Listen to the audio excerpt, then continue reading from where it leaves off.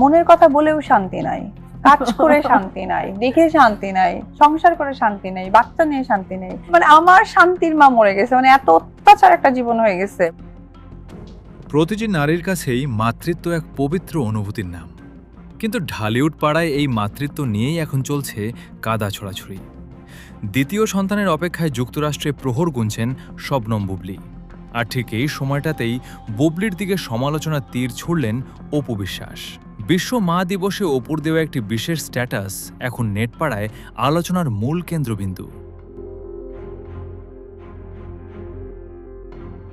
গত 10ই মে মা দিবসে অপু বিশ্বাস তার স্ট্যাটাসে লিখেছেন, মাতৃত্ব একটি পবিত্র যাত্রা যা সততার ওপর গড়ে ওঠে, কোনো লুকোচুরি বা বিতর্কের ওপর নয়।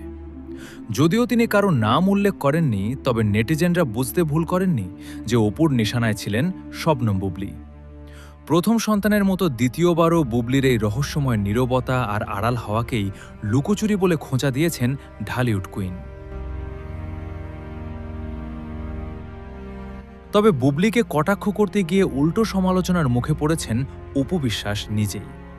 সমালোচকরা বলছেন, লুকোচুরির এই প্রথা তো খোদ অপু বিশ্বাসই চালু করেছিলেন।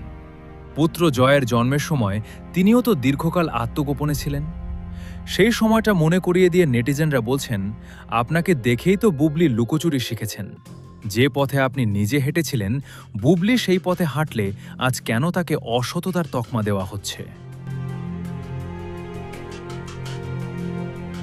অপু বিশ্বাসের এই মন্তব্য কি নিজের ভুল ঢেকে বুবলিকে ছোট করার চেষ্টা, নাকি বুবলির এই আড়াল হাওয়া সত্যিই বিতর্কের জন্ম দিচ্ছে?